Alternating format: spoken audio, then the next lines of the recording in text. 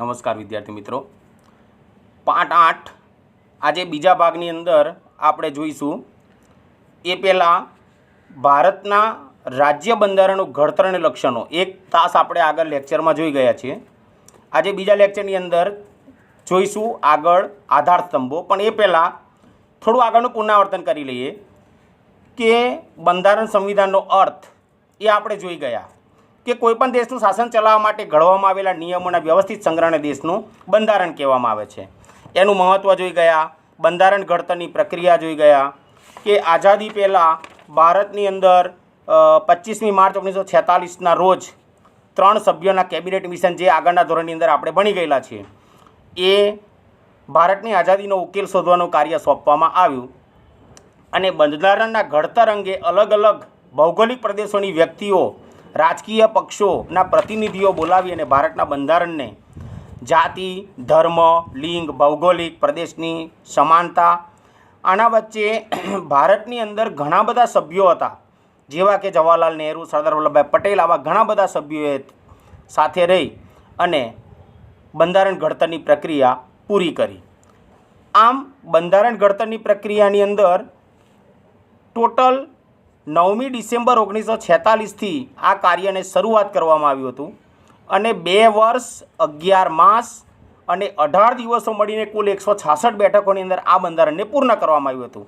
અને દેશ સ્વતંત્ર થયા પછી 26મી જાન્યુઆરી 1950ના રોજ પ્રજાસત્તાક દિન દિવસે બધી જ સત્તા પ્રજાના હાથમાં આપી અને પ્રજાસત્તાક રાષ્ટ્ર તરીકે ભારતને જાહેર કર્યું અને બંધારણને અમલ કરવામાં આવ્યું. જે ભારતના રાજનીતિના માર્ગદર્શક સિદ્ધાંતોની અંદર આ બધી વસ્તુઓ આપેલી છે, જેની અંદર સરકારના અંગો છે એ પણ આપણે જોઈએ કે 3 અંગો છે સરકારના. એક ધારાસભા, કારોબારી અને ન્યાયતંત્ર. ધારાસભા છે એ કાયદા ઘડવાનું કાર્ય કરે છે, કારોબારી છે એ કાયદાને અમલમાં મૂકવાનું કાર્ય કરે છે અને ન્યાયતંત્ર છે જે કોઈ કાયદાનો અમલ ન કરે એને સજા કે દંડ આપવાનો. આ આપણે આગળ શીખી ગયા છે. હવે આમુખ શું છે? તો આમુખની ચર્ચા વિચારણા કરીએ તો આમુખને આપણે એક ટૂંકા શબ્દમાં જોઈએ તો આમુખ એટલે વ્યાખ્યા, બીજું છે આમુખ એટલે પ્રસ્તાવના, ત્રીજું છે આમુખ એટલે એનો નિચોડ, ચોથું છે આમુખ એટલે એનો ટૂંકસાર અને આગળ છે કે આમુખ એટલે એ સમજવાની ચાવી. આમ જવાહરલાલ નહેરુ દ્વારા 11 ડિસેમ્બર 1947ના રોજ રજૂ કરાયેલા ઉદ્દેશને આપણે પ્રસ્તાવના સ્વરૂપે સ્વીકાર્યું છે. આમુખ એ લેખિત સ્વરૂપ એટલે આમુખ. સૌથી છેલ્લે બંધારણની અંદર આ આમુખ એ નિર્મિત થયું અને બંધારણની અંદર આ આમુખ નિર્મિત થતાં એની અંદર કેટલીક એવી સત્તાઓ આપવામાં આવેલી છે અને એ સત્તાઓની અંદર સાર્વભૌમ સોવેરિંગ, જે દેશ પોતાના નિર્ણયો પોતાની જાતે જ લઈ શકે છે અને આ નિર્ણયો પોતાની જાતે લેવાવાળો દેશ જો કોઈ હોય તો તે ભારત જ દેશ છે. સમાજવાદી, સોશિયાલિસ્ટ આ શબ્દ પાછળથી બંધારણની અંદર ઉમેરવામાં આવેલો હતો અને ઘણા બધા લોકહિતની અંદર કામ કરે એવો છે, પરંતુ ઘણી બધી બાબતોની અંદર આ જે શબ્દ છે એ શબ્દને વિવાદી શબ્દ તરીકે પણ સ્વીકારવામાં આવેલો છે. ધર્મનિરપેક્ષ, સેક્યુલર, આ પણ બંધારણની અંદર એક અગત્યનું લક્ષણ છે કે ભારત દેશની અંદર કોઈ પણ એક ધર્મને વધારે મહત્ત્વ આપવામાં આવતું નથી, એટલે કે સર્વધર્મ સમભાવ. લોકતાંત્રિક છે એટલે કે લોકોના હાથની અંદર સર્વોચ્ચ સત્તા છે. આ ઉપરાંત પ્રજાસત્તાક, રિપબ્લિક, ગણતંત્ર એટલે કે વંશ પરંપરાગત રીતે કોઈ પણ સત્તા એની અંદર આપવામાં આવતી નથી. જો રાજાશાહી સરકારની અંદર આ વસ્તુ થતી હતી કે રાજાના મૃત્યુ પછી એના પુત્રને એ સત્તા આપવામાં આવતી હતી, પરંતુ બંધારણની અંદર આવી સત્તા વંશ પરંપરાગત આપવામાં આવતી નથી. હવે આમુખની અંદર 3 પ્રકારના ન્યાયો આપવામાં આવેલા છે અને આ 3 પ્રકારના ન્યાયની અંદર આપણે જોઈએ તો સામાજિક, આર્થિક અને રાજકીય ન્યાય. એમાં સામાજિકની વાત કરીએ તો ધર્મ, જાતિ, જ્ઞાતિ, વર્ણ અને ભેદભાવ વગર એના દરેકને સમાન તક મળવી જોઈએ, કોઈપણ પ્રકારનો ભેદભાવ એમાં કરવો જોઈએ નહીં. આર્થિક એટલે કે બધા જ નાગરિકોને દરજ્જા અને સમાન તકની વહેંચણી થવી જોઈએ. રાજકીય એટલે કે પોલિટિકલની અંદર બધા જ નાગરિકોનો દરજ્જો અને રાજકીય કારકિર્દી માટે એને પણ સામાજિક દરજ્જો મળવો જોઈએ. આમ ભારતના બંધારણની અંદર આમુખ વિશે આ બધી સ્પષ્ટતાઓ કરવામાં આવેલી હતી. હવે આમુખ છે એ બંધુતાની જે ભાવના છે એ ફ્રેન્ચ ક્રાંતિની અંદરથી ભાઈચારાની ભાવના રહે એ માટે બંધુતાની ભાવના આપણે આમુખની અંદર લીધેલી છે આપણા બંધારણની અંદર. આમુખની મહત્ત્વની કામગીરી જે છે એ મહત્ત્વની કામગીરીની અંદર આ ખ્યાલ અમેરિકાના બંધારણમાંથી લેવામાં આવેલો છે. આમુખની અંદર જે બંધારણનું અંગ હોવાથી તેની અંદર સુધારો વધારો પણ થઈ શકે છે અને મૂળભૂત માળખાગત રીતે અસર કરતા એ સુધારા ન હોવા જોઈએ. હવે આમુખ વિશે બંધારણના કેટલાક ઘડવૈયાઓ હતા એમના મંતવ્યો જોઈએ તો એમ હિદાયતુલ્લાએ આમુખને બંધારણનો આત્મા કહ્યો છે. કનૈયાલાલ મુનશીએ આમુખને રાજકીય કુંડળી અને જન્માક્ષર તરીકે એને સ્વીકારેલા છે. ઠાકોરદાસ ભાર્ગવે બંધારણનું હૃદય કહ્યું છે આમુખને. એ પલખીવાલાએ પ્રખ્યાત ન્યાયવિદ હતા અને એમને બંધારણનું ઓળખપત્ર કહ્યું છે. અલાદી કૃષ્ણસ્વામી અય્યરે એ બંધારણને જે લાંબા સમયથી વિચાર્યું હતું, જેનું સ્થાન અને સ્વપ્ન જોયું હતું એ અભિવ્યક્તિ કરવી એટલે આમુખ. આ રીતે એ બંધારણની અંદર દરેક આપણા જે મહાનુભાવો હતા એના મંતવ્યો પ્રસારિત કરવામાં આવેલા છે. આ ઉપરાંત બંધારણની અંદર આમુખનું મહત્ત્વ પણ આપણે જોયું છે. હવે આમુખના આધાર સ્તંભોની અંદર સૌપ્રથમ લોકશાહી વિશે આપણે જોઈ ગયા હતા કે લોકો દ્વારા અને લોકો વડે ચાલતું શાસન એટલે એને આપણે લોકશાહી કહીએ છીએ. એમાં લોકશાહી શબ્દ છે એ મૂળ ગ્રીક શબ્દ ઉપરથી ડેમોક્રેસી અને ડેમોઝ લોકો અને કેરોટ્સ એટલે કે સત્તા એની અંદરથી ઉતરી આવેલો હતો અને એની અંદર પુખ્તવય મતાધિકાર એ પણ એની અંદર આપવામાં આવેલો હતો. 18 વર્ષ કે તેથી વધારે ઉંમરના ભારતના કોઈ પણ લોકો એ મતાધિકાર પ્રાપ્ત કરી શકે છે અને એના માટે એની નોંધણી એ આવશ્યક છે. એટલે કે સરકારી શાળાના શિક્ષકો મેં આગળ કહી દીધું છે આગળના લેક્ચરમાં, એની અંદર આ વસ્તુ આવી ગઈ છે. હવે આપણા આમુખના આધારસ્તંભોની અંદર બીજો એક આધારસ્તંભ જોઈએ તો તે આધારસ્તંભ છે સમાજવાદી છે. એટલે કે ભારતની અંદર દેશ સ્વતંત્ર થયા પછી 1976ની અંદર જે કટોકટી શાસન દરમિયાન બંધારણની અંદર 42માં સુધારા દ્વારા આમુખમાં સમાજવાદી શબ્દ ઉમેરવામાં આવેલો છે. એટલે કે આગળ મેં કહી દીધું આમુખની અંદર કે એની અંદર સુધારા વધારા થઈ શકે છે, એમ 42માં સુધારાની અંદર સમાજવાદી શબ્દ ઉમેરવામાં આવેલો હતો. ભારતીય બંધારણની મોટાભાગની જોગવાઈઓ પ્રત્યક્ષ કે પરોક્ષ રૂપે, પ્રત્યક્ષ એટલે આપણી આંખોની સમક્ષ અને પરોક્ષ એટલે બીજી રીતે, છુપી રીતે સામાજિક ક્રાંતિ દ્વારા એટલે કે સમાજની અંદર પોતાના હકો સિદ્ધ કરવા માટે યુદ્ધો થાય, કેટલીક નાના ક્ષેત્રમાં ક્રાંતિઓ થાય. આ દ્વારા સામાજિક અને આર્થિક સમાનતા સાધીને એટલે કે સમાજની અંદર પોતે આર્થિક રીતે સદ્ધર થાય અને દરેક વ્યક્તિઓનું કલ્યાણ થાય એવો કલ્યાણ રાજ સ્થાપવાનો મૂળ ઉદ્દેશ એ સમાજવાદી સંરચનાની અંદર કરવામાં આવેલો છે. આમુખની અંદર તમામ નાગરિકોને સામાજિક, રાજકીય તેમજ આર્થિક ન્યાય, મેં આગળ કહી દીધું તમને કે સામાજિક ન્યાય એટલે ધર્મ, જાતિ, વર્ણ, લિંગ આધારે કોઈ પણ વ્યક્તિઓ વચ્ચે ભેદભાવ કરવો નહીં. એના પછી રાજકીય એટલે કે પોલિટિકલ, કોઈપણ વ્યક્તિને રાજકીય કારકિર્દી માટે સમાન તક મળવી જોઈએ. અને આર્થિક એટલે કે બધા જ નાગરિકોને દરજ્જો અને સમાન તકની વહેંચણી કરવી જોઈએ. આ 3 પ્રકારના ન્યાયો એની અંદર સમાજવાદી સંરચનામાં આવે છે અને આ ન્યાયોની જે વિચારસરણી ધરાવતી સમાજરચનાની સ્થાપનાનું ધ્યેય છે એ રાજનીતિના માર્ગદર્શક સિદ્ધાંતોની અંદર રાખવામાં આવેલું છે. સમાજવાદી સમાજ રચનામાં રાષ્ટ્રીય સંસાધનો, રાષ્ટ્રીય એટલે કે દેશની અંદર કેટલાક એવા નાના મોટા ઉદ્યોગો છે એની અંદર ન્યાયયુક્ત વહેંચણી કરવા માટે એ ઔદ્યોગિક એકમોની અંદર ઉત્પાદન થતો માલ અને એને વિતરણ એટલે કે વેચવાની વ્યવસ્થા એ રાજ્ય હસ્તક હોય છે. અને રાજ્યની અંદર વિવિધ વિસ્તારો આવેલા હોય છે અને એ વિસ્તારોની અંદર વ્યવસાયો એટલે કે નોકરી ધંધા કરતા લોકો વચ્ચે આવકની અસમાનતા ઓછી કરવાનો પ્રયત્ન કરવામાં આવતો હોય છે.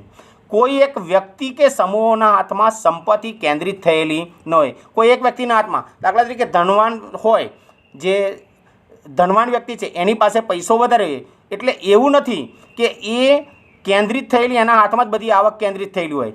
સૌને સ્વસ્થ અને ગૌરવપૂર્વક વિકાસની તકો અને સગવડો પ્રાપ્ત થાય. એટલે કે દરેક ભારતનો જે નાગરિક છે, નાનામાં નાના વ્યક્તિને પણ ગૌરવપૂર્વક પોતાની માન, મોભો, ઇજ્જત, આબરૂ ગવાઈને એ રીતે ગૌરવપૂર્વક પોતાની વિકાસની તકો પ્રાપ્ત થાય અને પોતે આર્થિક સગવડો પ્રાપ્ત કરી શકે, એ દ્વારા સામાજિક કલ્યાણ સાધવાનો અને ગરીબ તવંગરના ભેદોને એટલે કે ધનવાન, ગરીબ અને ધનવાન આ બંને વચ્ચેના ભેદોને નાબૂદ કરીને લોકોનું જીવન ધોરણ ઊંચું લાવી તેઓમાં સામાજિક આર્થિક કલ્યાણ સાધવાનો પ્રયત્ન કરવા બંધારણના રાજ્યોને માર્ગદર્શન આપેલ છે. આ સમાજવાદી રચનાની અંદર કહેવામાં આવેલું છે. તેથી જ ભારતીય બંધારણ એક સામાજિક દસ્તાવેજ છે. અહીંયા કારણ પૂછી શકાય કે ભારતીય બંધારણ એક સામાજિક દસ્તાવેજ છે, વિધાન સમજાવો. તો એની અંદર આ આપેલું જવાબ છે, હું બોલી ગયો છું, એ લખવાનો છે. હવે બિન સાંપ્રદાયિકતા. બિન સાંપ્રદાયિકતા એટલે કે એને ઇંગ્લિશમાં સેક્યુલર કહેવામાં આવે છે. ભારત દેશની અંદર કોઈ પણ એક ધર્મને વધારે પ્રમાણમાં મહત્ત્વ આપવામાં આવતું નથી. એટલે કે સર્વધર્મ સમભાવ.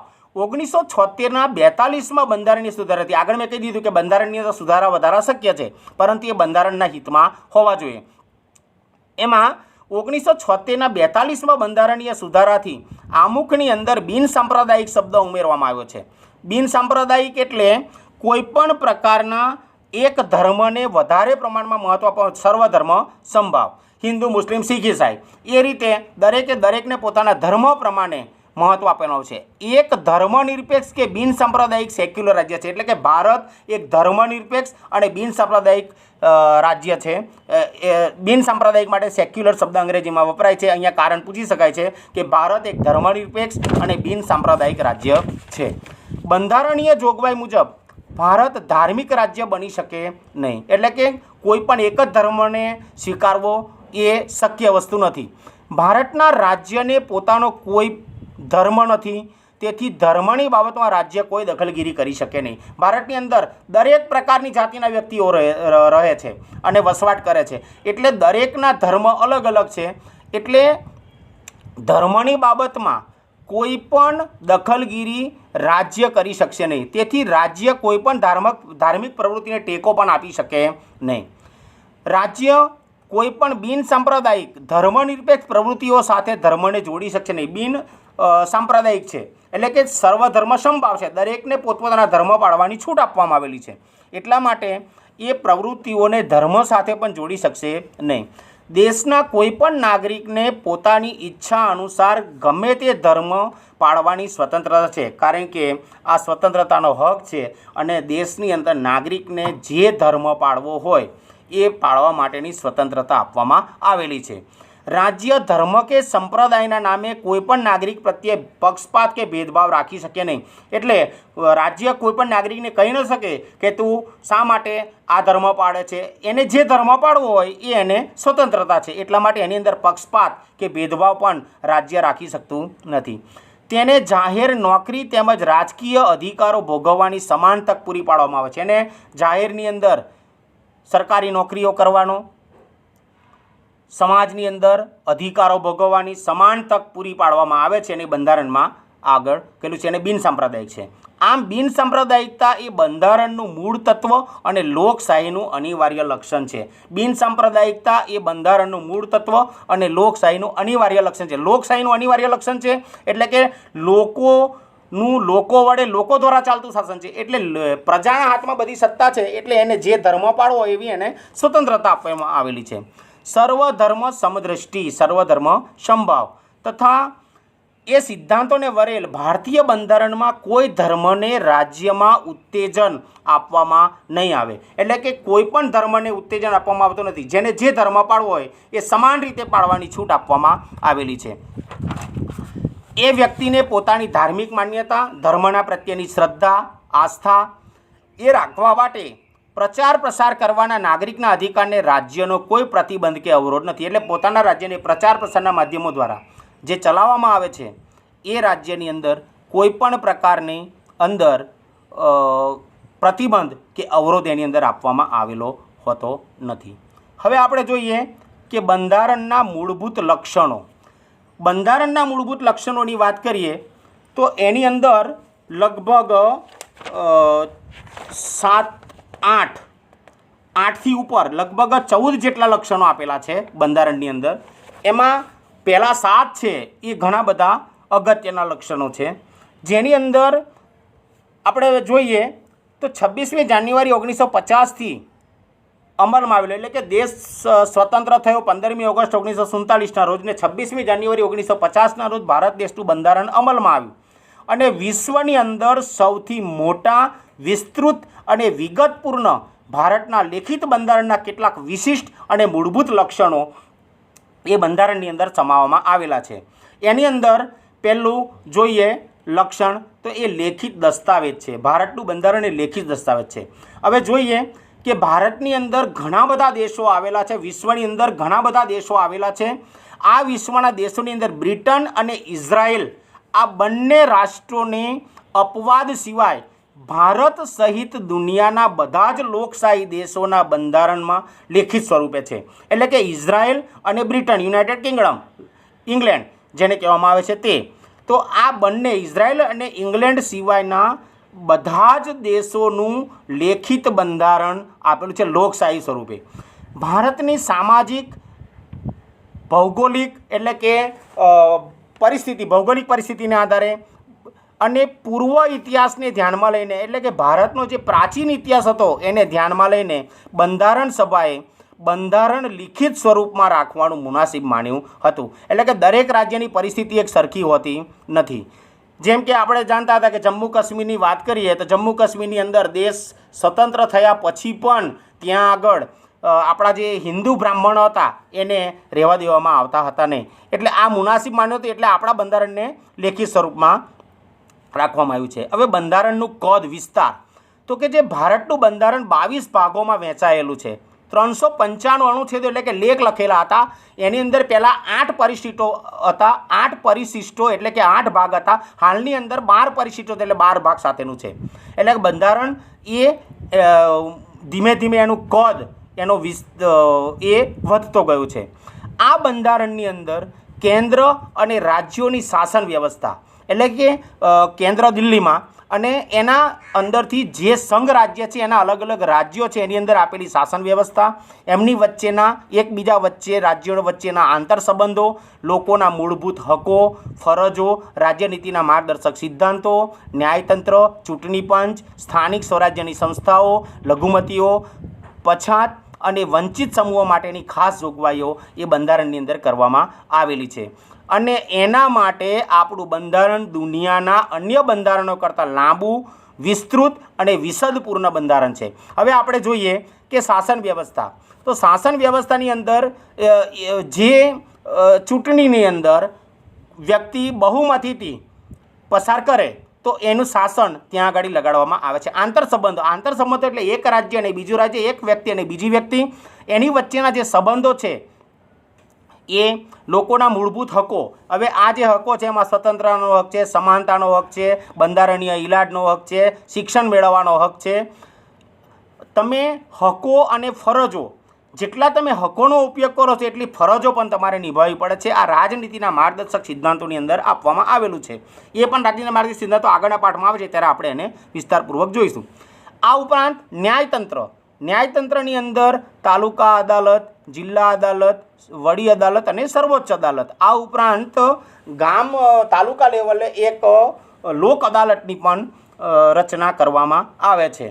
ચૂંટણી પંચ એટલે કે દર 5 વર્ષે ચૂંટણી થાય છે અને આ ચૂંટણી પંચની અંદર સ્થાનિક સ્વરાજ્યની સંસ્થાઓની અંદર આપણે વાત કરીએ તો ગ્રામ પંચાયત છે, તાલુકા પંચાયત છે, જિલ્લા પંચાયત છે, આ બધી જે સ્થાનિક સ્વરાજ્યની સંસ્થાઓ કહેવામાં આવે છે એની અંદર લઘુમતીઓ, પછાત એટલે કે આદિવાસી છે, પછી અધર બેકવર્ડ ક્લાસ છે, ઓબીસી છે, આવી બધી જાતિઓ છે અને એ વંચિત સમૂહો માટેની ખાસ જોગવાઈઓ કરવામાં આવી છે. એટલે કે ડાંગના વિસ્તારની અંદર આદિવાસીઓ રહે છે, પંચ વિસ્તારના અંતરિયાળ વિસ્તારોમાં રહે છે, એના માટેની પણ ખાસ જોગવાઈઓ કરવામાં આપણા બંધારણની અંદર આવેલી છે અને એને કારણે આપણા દેશનું બંધારણ દુનિયાના અન્ય બંધારણો કરતાં લાંબુ, વિસ્તૃત અને વિશદપૂર્ણ બન્યું છે.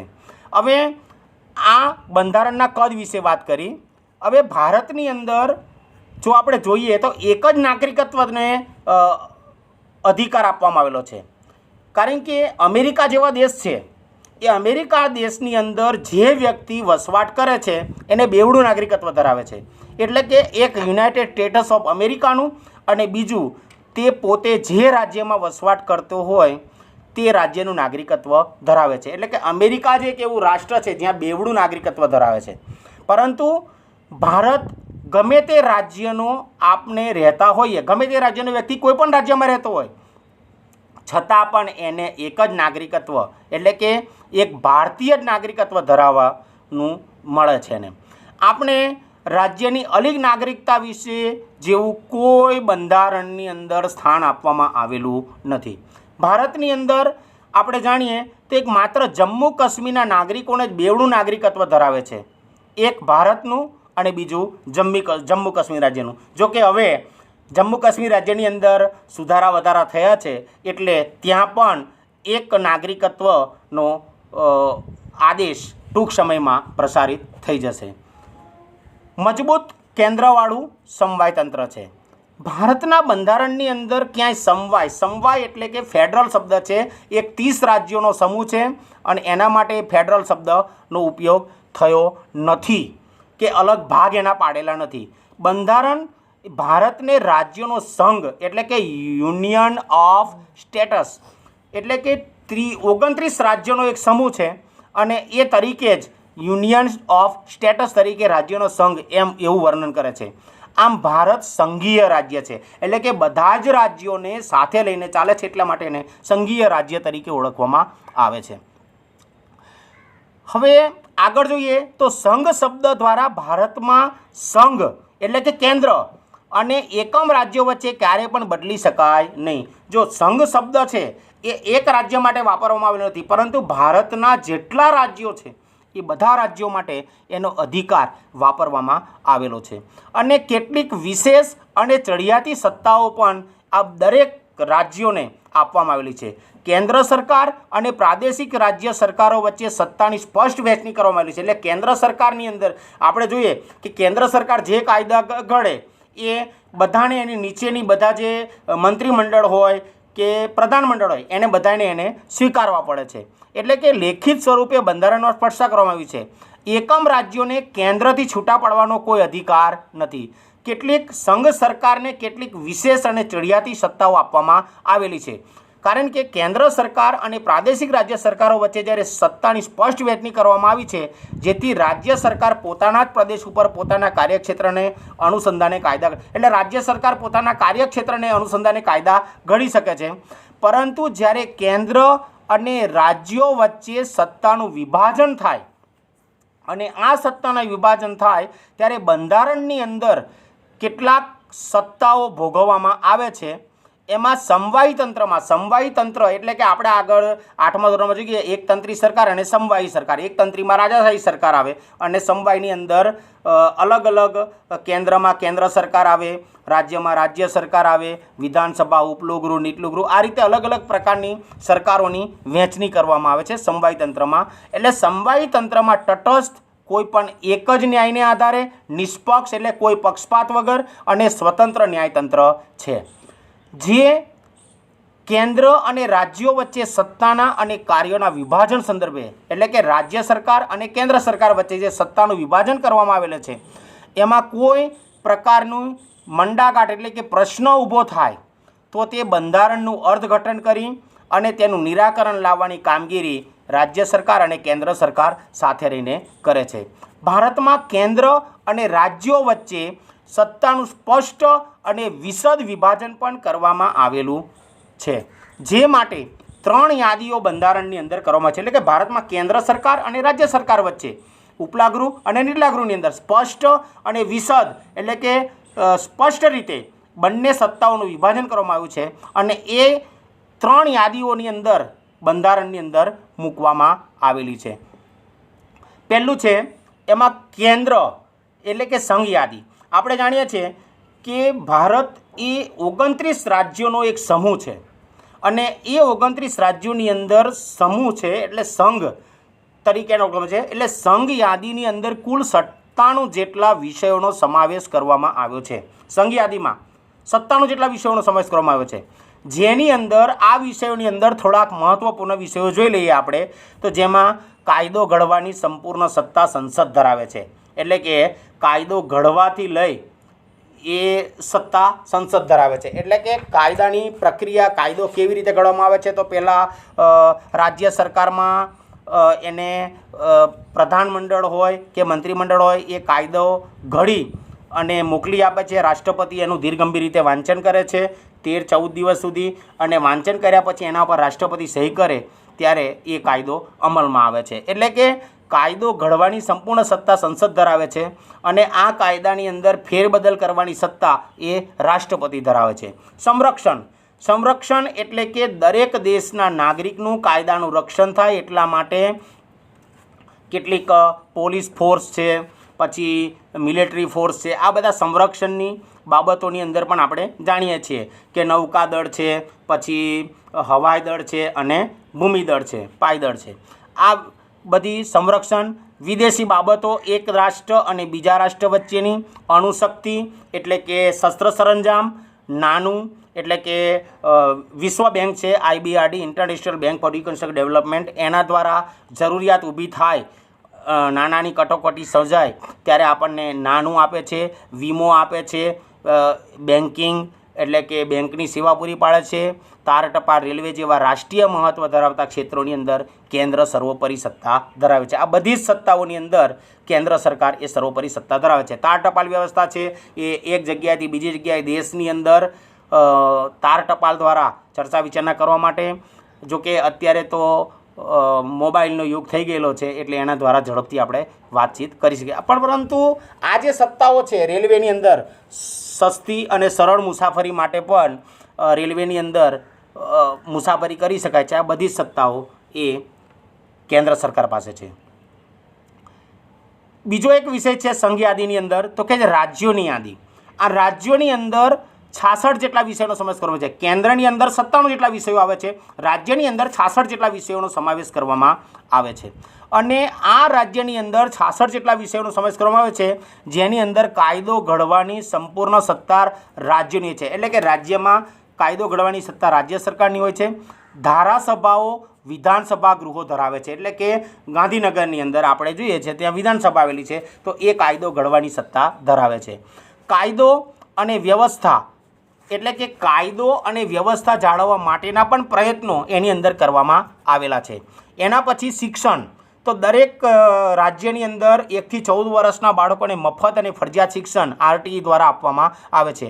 સ્વરાજ્યની સંસ્થાઓમાં આગળ કહી ગયો છું તે રીતે તાલુકા પંચાયત છે, ગ્રામ પંચાયત છે, જિલ્લા પંચાયત છે, અને આ બધી તાલુકા પંચાયતની સત્તાઓ પણ એની અંદર ઘડવામાં આવે છે.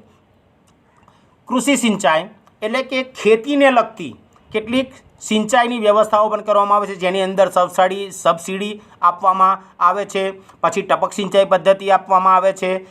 કેટલાક સરકારી સર્ટિફાઈડ બિયારણો આપવામાં આવે છે. આ બધું એ રાજ્યની અંદર ચલાવવામાં આવે છે.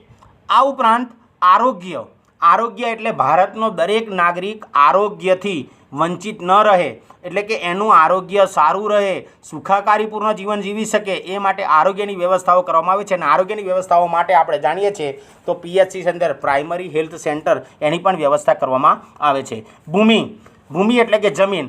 ફાઓ ફૂડ એન્ડ એગ્રીકલ્ચર ઓર્ગેનાઇઝેશન દ્વારા જે રાજ્યની અંદર ધોવાણ થયું હોય પૂર આવ્યું હોય અને ધોવાણ થઈ ગયું હોય તો એવા રાજ્યોની અંદર જ્યાં જંગલી વિસ્તાર છે, રણપ્રદેશ વિસ્તાર છે, ત્યાં જમીન સમતલ કરી અને પાકની સારું ઉત્પાદન થાય એના માટે પણ આ વ્યવસ્થા કરવામાં આવે છે. રાજ્યોની આંતરિક વેપાર વાણિજ્ય વિષયક સેવાઓનો પણ સમાવેશ થાય છે.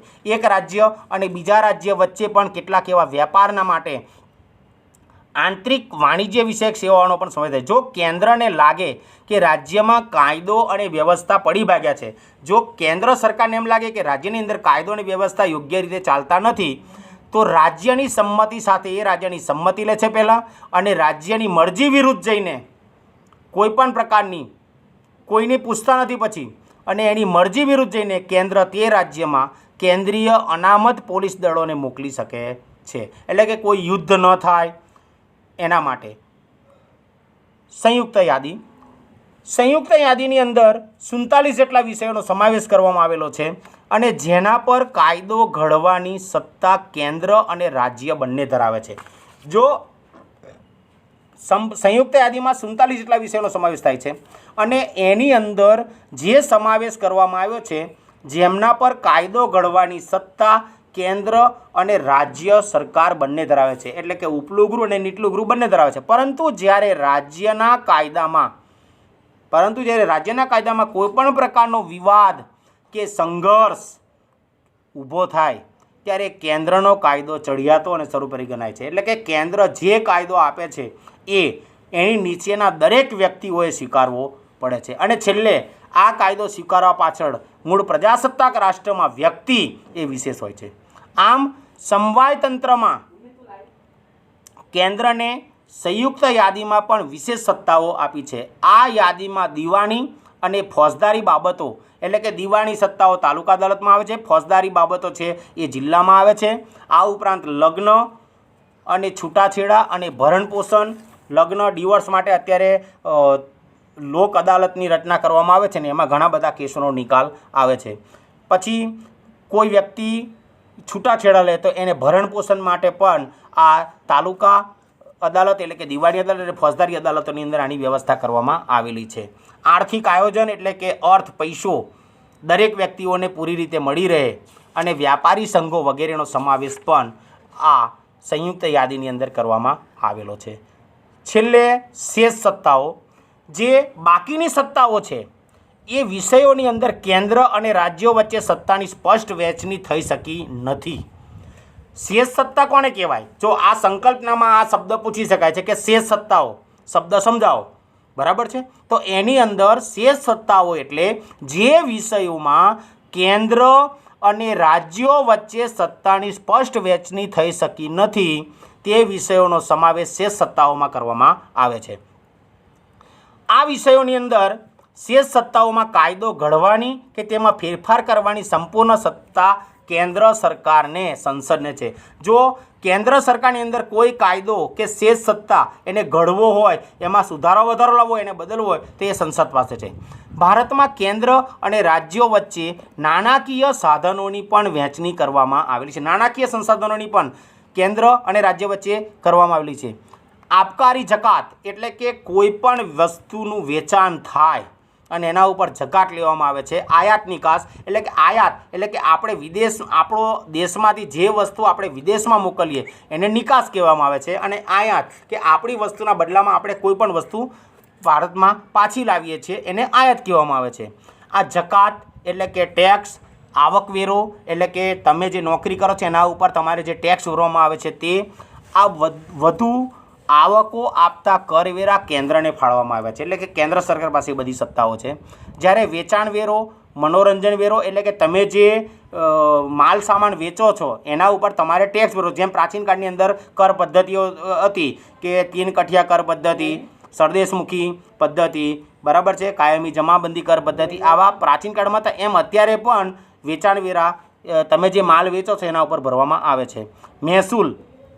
મહેસૂલ એટલે કોઈ પણ તમે મકાન છે તો મકાનનું મહેસૂલ ભરવો છે, વેરો ભરવો પડે છે. પાણીનો વેરો ભરવો પડે છે, વીજળી બિલનો વેરો ભરવો પડે છે.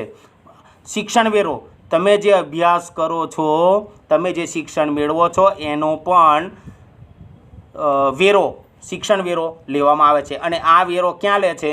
તો તો જમીનની અંદર તમારા પિતા કે કોઈ જમીનનું મહેસૂલ ભરવા જાય ત્યારે પંચાયતની અંદર શિક્ષણ વેરો એ પણ એની અંદર લેવામાં આવે છે. આથી ઓછી આવકો ધરાવતા સાધનો રાજ્યોને ફાળવવામાં આવે છે.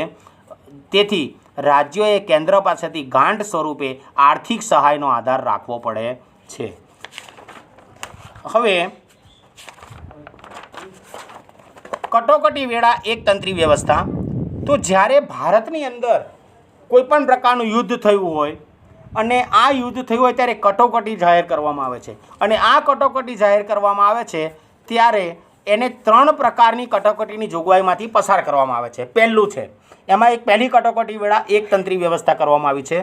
જો જોઈએ તો કોઈપણ દેશની અંદર યુદ્ધ થયું હોય, કોઈ દેશે એકબીજા રાષ્ટ્ર ઉપર બાહ્ય આક્રમણ કર્યું હોય કે સશસ્ત્ર બળવો કર્યો હોય, એવા સંજોગોમાં રાષ્ટ્રીય સલામતી જોખમાય ત્યારે આવી પરિસ્થિતિમાં દેશમાં સલામતી વિશે કટોકટી જાહેર કરી શકાય છે. અને આ કટોકટી સમય દરમિયાન જેમ અત્યારે કોરોના વાયરસને કારણે લોકડાઉન ચાલી રહ્યું છે, તો એ લોકડાઉનને કારણે એક કટોકટીની સમસ્યા જ ઊભી થઈ શકે છે. રાજ્યની અંદર જ્યારે કોઈપણ પ્રકારનો કાયદો અને વ્યવસ્થાની પરિસ્થિતિ પડી ભાગી હોય, બીજો એનો એકતંત્રી વ્યવસ્થામાં કટોકટી વેળાએ બીજી એની જે કટોકટી છે એની અંદર હું કહું છું તો સાંભળજો જરા, કે રાજ્યમાં કાયદો અને વ્યવસ્થાની પરિસ્થિતિ જ્યારે પડી ભાગી હોય અથવા બંધારણીય જોગવાઈઓ અનુસાર, બંધારણીય જોગવાઈ એટલે કે બંધારણની અંદર જે જોગવાઈ અનુસાર રાજ્યની સરકાર ચાલી શકે એમ ન હોય કે રાજ્ય એને ચલાવી શકે તેમ ન હોય, ત્યારે કેન્દ્ર સરકાર બંધારણીય કટોકટી જાહેર કરે છે. કેન્દ્ર સરકાર બંધારણીય કટોકટી જાહેર કરી દે છે અને રાષ્ટ્રપતિ શાસન રાજ્યમાં લાગુ કરે છે. એટલે બધી સત્તાઓ પછી રાજ્ય સરકાર પાસે રહેતી નથી, સીધી કેન્દ્ર સરકાર પાસે જાય છે અને ત્યાં રાષ્ટ્રપતિ શાસન લાગુ કરવામાં આવે છે. આવું આગળના વર્ષોમાં દેશ સ્વતંત્ર થયા પછી 1-2 વખત આ રાષ્ટ્રપતિ શાસન પણ લાગુ કરવામાં આવેલું છે. ત્રીજી કટોકટીની સત્તા છે કે જ્યારે દેશની અંદર સતત જીવન જરૂરિયાતી ચીજ વસ્તુઓના ભાવના વધારાને કારણે નાણાંના મૂલ્યમાં ઝડપી ધોવાણ થતું હોય, એટલે કે પૈસાનું ધોવાણ થતું હોય. મૂલ્ય જેમ તમે અનાજ વેચવા જાઓ ત્યારે તમારો ભાવ એ યોગ્ય મળતો નથી, પણ તમે જ્યારે લેવા જાઓ છો ત્યારે એનો બમણો ભાવ લેવામાં આવે છે. ત્યારે આવી રાજ્યમાં સતત ભાવ વધારાને કારણે નાણાંના મૂલ્યનું ઝડપી ધોવાણ થતું હોય ત્યારે નાણાકીય કટોકટી પણ જાહેર કરી શકાય છે. અને આ નાણાકીય કટોકટી જાહેર થાય છે ત્યારે ત્રણેય જોગવાઈઓ હેઠળ આપનું સમવાય તંત્ર, એટલે કે જે ગ્રામ પંચાયતથી લઈ અને કેન્દ્ર સરકાર સુધીની જે આપણું સમવાય તંત્ર છે એ વ્યવસ્થામાં ફેરવાઈ જાય છે. એટલા સમયગાળા પૂરતું સમવાય તંત્ર સ્થગિત થઈ જાય છે, એટલે કે એને પછી એ થોડા સમય માટે એને સ્થગિત કરી દેવામાં આવે છે, બંધ કરી દેવામાં આવે છે. હવે આગળ છઠ્ઠું છે લક્ષણ છે એમાં દ્વિગૃહી પ્રથા. દ્વિગૃહી એ શબ્દ પરથી તમે સમજી શકશો કે લોકો દ્વારા ચૂંટાયેલા પ્રતિનિધિઓ બનેલી લોકસભા છે. એટલે કે આપણે આગળ જોઈએ કે લોકશાહી પ્રથા છે એટલે એની અંદર લોકોનું દ્વિગૃહ પ્રથા. એટલે આપણા દેશની અંદર 2 પ્રકારના ગૃહો છે, એક ઉપલું ગૃહ અને નીચલું ગૃહ. ઉપલા ગૃહને કેન્દ્ર સરકાર, નીચલા ગૃહને લોકસભા વિધાનસભા તરીકે પણ ઓળખવામાં આવે છે. લોકશાહીમાં લોકસભામાં જ સાચી સત્તા સ્થાપિત થયેલી છે. સંસદના 2 ગૃહો છે, ઉપલું ગૃહ એ રાજ્યસભા અને નીચલું ગૃહ એ લોકસભા છે. પ્રધાનમંડળની રચના સંસદ સભ્યોમાંથી કરવામાં આવે છે, જેની બહુમતીથી ચૂંટાઈ આવે છે ચૂંટણીની અંદર, ઇલેક્શનમાં. એની અંદરથી સંસદ સભ્યોની પ્રધાનમંડળની રચના કરવામાં આવે છે. પ્રધાનમંડળ સંસદને જવાબદાર હોય છે, એટલે કે રાષ્ટ્રપતિ છે, એની નીચે વડાપ્રધાન છે અને વડાપ્રધાનની નીચે છે એનું પ્રધાનમંડળ છે. પ્રધાનમંડળ લોકસભાનો વિશ્વાસ ધરાવે ત્યાં સુધી જ સત્તા ઉપર રહી શકે છે. એટલે કે પ્રધાનમંડળ છે એ લોકસભાની અંદર રહેલા સભ્યોનો વિશ્વાસ ધરાવે ત્યાં સુધી સત્તા ઉપર રહી શકે છે.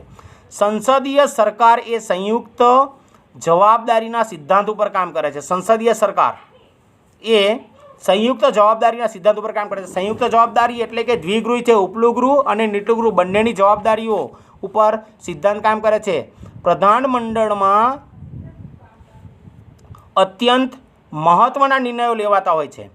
કેન્દ્રમાં રાષ્ટ્રપતિના નામે તથા રાજ્યમાં રાજ્યપાલના એટલે કે ગવર્નરના નામે વહીવટ ચાલતો હોવા છતાં ખરેખર સત્તા કેન્દ્રમાં વડાપ્રધાનની આગેવાની હેઠળનું પ્રધાનમંડળ અને રાજ્યમાં મુખ્યપ્રધાનના વડપણ હેઠળનું પ્રધાનમંડળ જ વહીવટી અને કારોબારી સત્તા ભોગવે છે. એટલે કે કેન્દ્રની અંદર જો જોઈએ તો રાષ્ટ્રપતિ, વડાપ્રધાન અને એનું પ્રધાનમંડળ, એમ રાજ્યની અંદર એટલે કે લોકસભામાં મુખ્ય ગવર્નર, રાજ્યપાલ, મુખ્યમંત્રી અને એનું મંત્રીમંડળ, આટલી જ સત્તા એ વહીવટી અને કારોબારી સત્તા ભોગવે છે. રાજ્યનું પ્રધાનમંડળ રાજ્યની વિધાનસભાને જવાબદાર હોય છે. એટલે કે રાજ્યનું પ્રધાનમંડળ છે એ રાજ્યની વિધાનસભાને જવાબદાર છે. લોકસભા એ કાયમી ગૃહ નથી, તેની મુદત 5 વર્ષની હોય છે. એટલે કે લોકસભા કાયમી ગૃહ નથી, પરંતુ એને દર 5 વર્ષ થાય એટલે એમાં જે સભ્યો આગળના વર્ષમાં ચૂંટાઈ આવેલા હોય છે એની ફરીથી ચૂંટણી કરવામાં આવે છે અને એટલા માટે એ કાયમી ગૃહ નથી. તેની મુદત 5 વર્ષની હોય છે. રાજ્યસભાના સભ્યો રાજ્યોની વિધાનસભામાં ચૂંટાઈને આવેલા ધારાસભ્યો ચૂંટે છે. એટલે કે રાજ્યસભાની અંદર જે સભ્યો ચૂંટાઈ આવે છે વિધાનસભાની અંદરથી એ સભ્યો ચૂંટે છે, તેઓ જે તે રાજ્યનું પ્રતિનિધિત્વ કરે છે. એટલે કે દરેક રાજ્ય માટે એક વ્યક્તિની, એક સંસદ સભ્યની કે વિધાનસભાના સભ્યની નિમણૂક કરવામાં આવે છે. રાજ્યસભામાં વિવિધ ક્ષેત્રના નિષ્ણાત અનુભવીઓ એવી 12 વ્યક્તિઓની સભ્ય તરીકેની પસંદગી રાષ્ટ્રપતિ કરે છે. એટલે કે સભ્યો ચૂંટાઈ તો આવે છે, પરંતુ એના સિવાય જે વ્યક્તિઓએ કોઈ પણ કાર્યની અંદર પોતે પદવી હાંસલ કરેલી હોય, દાખલા તરીકે કોઈ વીરચક્ર હાંસલ કરેલું હોય, તો એવી 12 વ્યક્તિઓને એ પ્રતિનિધિત્વ તરીકે ચૂંટે છે. અને રાજ્યસભા એ કાયમી ગૃહ છે. અહીંયા આગળ કારણ પૂછ્યું કે રાજ્યસભા એ કાયમી ગૃહ છે અથવા તો રાજ્યસભાનું સંપૂર્ણ વિસર્જન થતું નથી. વિધાન સમજાવો, આ બંનેનો જવાબ એક સરખો છે. તો રાજ્યસભા એ કાયમી ગૃહ છે, તેની અંદર 1/3 સભ્યો દર 2 વર્ષે નિવૃત્ત થાય છે અને તેટલા સભ્યો ફરીથી તેની અંદર ચૂંટાવાને પાત્ર રહે છે. આમ રાજ્યસભાનો સભ્ય 6 વર્ષ સુધી સભ્યપદ ધરાવે છે અને આ સભ્યપદ ધરાવે છે એટલે રાજ્યસભાની સત્તા પ્રમાણમાં ઓછી છે, જ્યારે લોકસભાની સત્તાઓ વિશેષ અને ચડિયાતી અને નિર્ણાયક છે. એટલા માટે રાજ્યસભાનું સંપૂર્ણ વિસર્જન થતું નથી.